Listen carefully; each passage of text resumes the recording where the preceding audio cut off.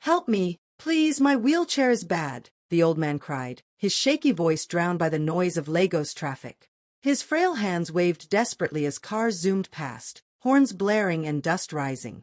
He sat stranded at the edge of the busy road, his rusty wheelchair stuck, one wheel bent out of shape. Somebody, please, help me cross, he pleaded again, his voice breaking. But no one stopped. Men in fine suits adjusted their ties and hurried past. Women in makeup and heels glanced at him briefly, then turned away quickly, as though pity was a luxury they couldn't afford. A group of students walked by, laughing, pretending not to hear him. To everyone else, he was invisible. The old man's eyes filled with tears. His throat tightened. He had been sitting there since morning, crying for help, yet the world rushed by without care. Some people whispered, "No scam," and kept walking. Others shook their heads and muttered, "Time no day." His voice grew weaker. "Please help me." Just when despair was about to swallow him whole, a figure appeared from a distance, Nurse Gloria. Dressed in her crisp white uniform, she was hurrying down the street. Her heart was pounding. She was already late for her hospital shift, and her boss had warned her strictly, "One more lateness, and you're finished." She spotted the crippled man, slumped in his broken wheelchair, sweat dripping down his wrinkled face. His lips trembled as he whispered again, "My daughter, help me, my wheelchair is bad." Gloria froze. For a moment, she battled within herself. If she stopped, she would be late again, maybe even lose her job. But how could she walk away? Her eyes softened. She bent down and said gently, "Papa, let me help you." Ignoring the angry shouts of drivers and the rush of pedestrians, she gripped the handles of the broken chair and pushed with all her strength. The wheelchair rattled and screeched as she guided him carefully across the road. When they finally reached the other side, her uniform was stained with sweat.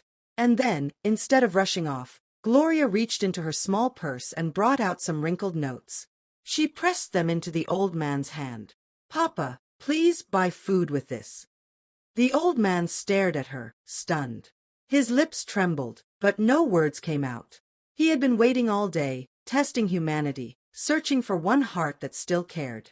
And at last, he had found it. Nurse Gloria waved her hand gently. "Bye-bye, Papa. Take care of yourself," she said with a warm smile before rushing off. Her white uniform fluttered as she hurried down the street, weaving through the crowd. She knew she was already late for work, but her heart was light after helping the old crippled man. When she finally arrived at the hospital, she barely caught her breath before a sharp voice cut through the hallway. "Gloria!" Her boss, the head nurse, stood with folded arms, her face dark with anger. "Why are you late again? How many times must I warn you? Patients are waiting and you stroll in like this." Gloria lowered her head, her fingers clutching the edge of her uniform. "I'm sorry, Ma. It won't happen again." "Hurry to the ward," her boss snapped. "Attend to the patients assigned to you before I report you to management." Without another word, Gloria walked briskly to her station and began attending to the sick. She moved from one bed to another, checking temperatures, changing bandages, giving medication, her hands working tirelessly. But deep inside her heart, she felt no anger, no regret. Instead, there was a quiet joy. Every time she remembered the old man's trembling eyes when she pushed his broken wheelchair across the road, she felt a strange peace. All through the day as she worked, she kept hearing his weak voice echoing in her mind, "Help me, my daughter, my wheelchair is bad."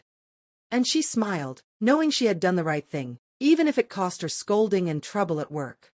What no one knew was that the crippled old man on the wheelchair was not a beggar at all. He was Mr. Richard, the mysterious billionaire known only by his oil and gas empire. To the world, he was almost invisible, rarely appearing in public, but his company's name was everywhere. That morning, when he sat in the broken wheelchair by the busy Lagos road, it was not because he was helpless. It was a disguise, a test. For months, he had been troubled about his son, Daniel, and the kind of woman who would one day be his wife. Daniel had dated many women, beautiful, elegant, even educated abroad, but time and again, the truth came out. They only stayed because of the money, the status, the lifestyle. None of them cared for his true self. One night, Daniel sat across from his father, his face heavy with frustration. His voice rose as he spoke, his words sharp with pain. "Daddy, All women are the same, he shouted, slamming his fist on the table. They don't love me. They only love the money, the cars, the comfort. Nobody cares for me, for Daniel. They only care for your wealth. Mr. Richard watched his son quietly, his eyes deep and unreadable. Daniel's voice cracked as he continued. Father, I'm tired. I don't want a woman who only pretends to love me because of what we have. I want someone who loves me from her heart, not from her eyes on our money. Daniel's frustration filled the room like a storm. He clenched his fists and turned away, his chest rising and falling heavily. Mr. Richard leaned forward slowly. His disguise as a poor cripple was more than just an idea now, it was his secret plan. And after what happened that morning on the Lagos road, he believed fate might have finally shown him a sign. That night, long after the city had gone quiet, Mr. Richard sat alone in his private study. The disguise of a crippled old man still lingered in his mind, but even more vivid was the memory of the young nurse who had stopped when the whole world ignored him. He leaned back in his chair, staring at the ceiling. That woman, that beautiful, kind-hearted nurse, she was different. Her face, her compassion, her courage to push him across a dangerous Lagos road when others walked away, it replayed in his mind like a song. For the first time in a long while, Mr. Richard felt a spark of hope. He tapped his fingers on the desk and whispered to himself, "Could this be the one? Could she be the woman my son has been searching for?" But then doubt crept in. He frowned deeply. Will Daniel even like her? Will she like Daniel? He rose to his feet and walked slowly to the window, staring out into the night. The moonlight washed over the city, but his heart was restless. Questions circled in his head, refusing to give him peace. What if she is just kind, but not the type of woman my son wants? What if she sees him and thinks of him the same way all the others did? What if? He paused, gripping the curtain tightly. Mr. Richard spent the whole night lost in thought. Every time he closed his eyes, he saw Nurse Gloria's face, her smile, her compassion, the way she pressed money into his hands even though she had little. And in his heart he whispered, maybe, just maybe, she is the one. The following morning, Nurse Gloria hurried along the same busy Lagos road where she had first met the crippled old man. Her steps were quick, but her eyes kept shifting left and right. She found herself scanning every corner, every face, every wheelchair, searching. Her heart pounded. Where is he? She wondered. Did he manage to get home safely yesterday? Has anyone else helped him? But the spot where she had pushed him across was empty. The crowd was the same, commuters rushing, traders shouting, buses honking, but the old man was nowhere in sight. She shook her head and pressed on. Maybe he's fine, she whispered to herself. Maybe his family came for him. Yet, deep inside, a strange uneasiness grew. The next day, as she walked the same route, her eyes again searched desperately. She slowed her pace, scanning the sidewalks. Nothing. No sign of the crippled man. Papa, she whispered under her breath, almost like a prayer. Where are you? Days turned into a week. Every morning and evening, Gloria crossed that road, her gaze restless.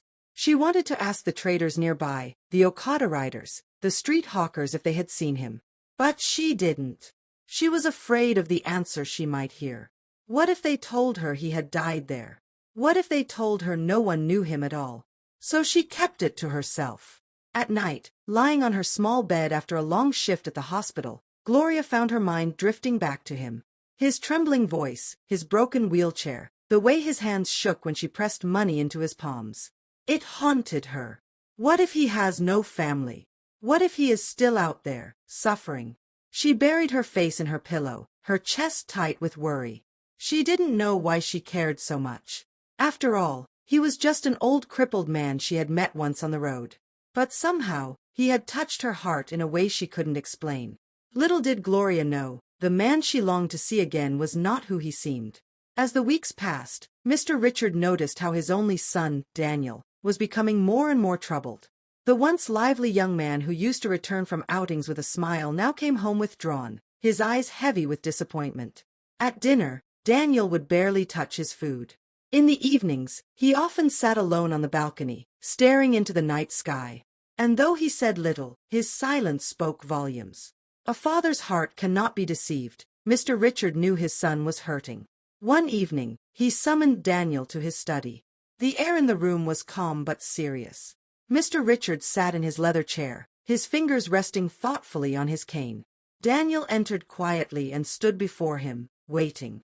"My son," Mr. Richard began, his voice low but firm, "I know you are worried. I know the weight of disappointment is heavy on your shoulders. You believe all women are the same, greedy, selfish, and shallow. You think none of them can love you truly." Daniel sighed and sat down heavily. "Daddy, I've tried. I've given my best. But every woman I meet only sees your money. They see your companies, your cars, your mansions. They don't see me. They don't love me. And I'm tired." Mr. Richards studied him for a long moment, his eyes glistening with both pain and wisdom. Then he leaned forward and spoke softly. "But son, let me tell you something for free." He raised his finger slowly. "Not all women are the same." Daniel frowned, his voice tinged with frustration. "But that's not what life has shown me, father. Every woman I have dated has proved my fears right." Mr. Richard inhaled deeply, then exhaled. "Last month, I saw how broken you were. I saw how you carried pain in your eyes, even when you tried to hide it. And because of that, I did something you were not aware of. Something crazy." Daniel's eyes narrowed in confusion. He leaned forward, his curiosity piqued. "Daddy, what did you do?" Mr. Richard clasped his hands together, his voice solemn. "I disguised myself as a poor crippled man. I sat in a broken wheelchair on a busy Lagos road, under the hot sun. My son, I stayed there for hours, crying for help." Daniel's eyes widened. "What?" "Yes," his father continued, his voice heavy. "I cried, 'Help me, my wheelchair is bad.' Cars passed, men and women walked by, some even looked at me with disgust. But nobody stopped. Not one person, Daniel. I was invisible. The world turned its face away from me." His voice cracked as he recalled the memory. "I saw how people's hearts have grown cold. I saw how compassion has died in the streets. And my son, I cannot lie to you, it broke me." Daniel shook his head in disbelief. "Daddy, you sat there, pretending to be crippled."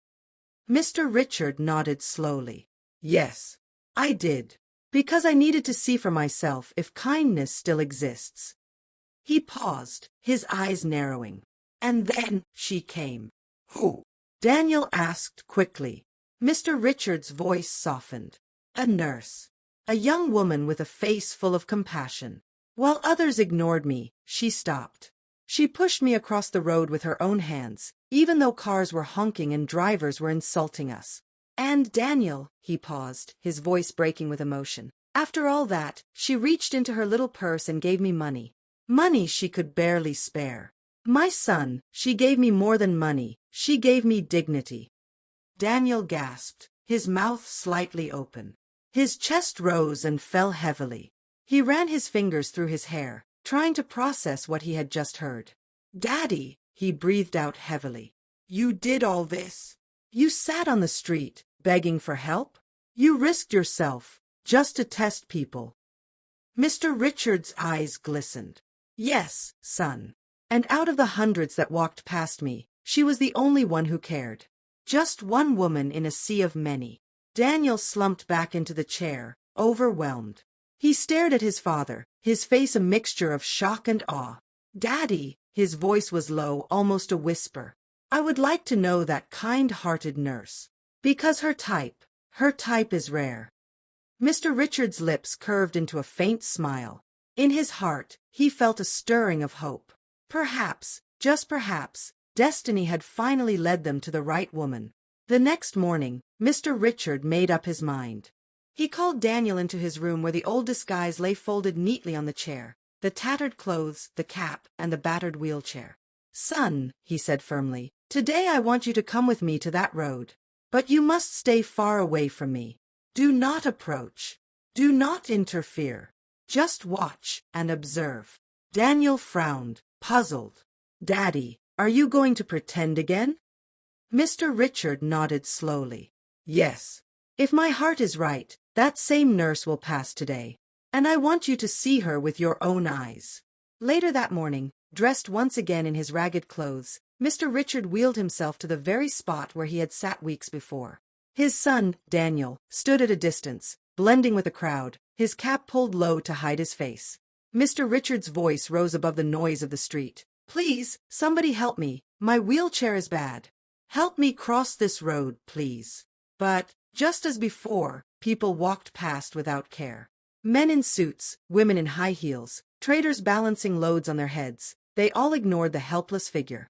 Some even sneered, "No scam," while others muttered, "I don't have time." Hours passed. Daniel's heart grew heavier as he watched. So it's true, humanity has grown cold, he thought. Then, suddenly, he saw her. Nurse Gloria. She was rushing down the street in her white uniform, her bag clutched tightly. The moment her eyes fell on the old man in the wheelchair, her heart skipped. She gasped and ran towards him. "Papa!" she exclaimed breathlessly, her face lighting up with relief. "I have been looking for you all this while. Where have you been? I was so worried something had happened to you." Mr. Richard's lips curved slightly, but he kept to his role. "My daughter," he said weakly, "please help me, my wheelchair is bad. Help me cross the road." Without hesitation, Nurse Gloria bent down and gripped the wheelchair handles. "Don't worry, Papa, I will help you." Once again, she pushed him carefully across the busy road, weaving between cars and ignoring the impatient honks of drivers. Daniel, watching from afar, felt his heart tremble. His eyes softened. "This woman, this is the kind of woman I want. She is different." When they reached the other side, Gloria reached into her bag as she always did. Her fingers searched for a few wrinkled notes. "Papa," she said gently, "please take this for food. Even if it is small, manage it." But just as she stretched her hand out, something shocking happened. The old man suddenly stood up. Slowly, firmly, he rose from the wheelchair until he was standing tall before her. Gloria froze, her eyes wide with shock. The money slipped from her hand. "I am not crippled," Mr. Richard said in a deep, commanding voice. "I never was." Her mouth opened, but no words came. The crowd gasped, staring in disbelief at the man who had moments ago appeared helpless. From a distance, Daniel clenched his fists, his heart racing. He knew this was the turning point. Watch out for part 2, where the truth unfolds between Mr. Richard, Nurse Gloria, and Daniel. What will happen when she discovers who they really are? Will love blossom, or will secrets destroy everything? Don't forget to subscribe to this YouTube channel so you don't miss the next part of this unforgettable story.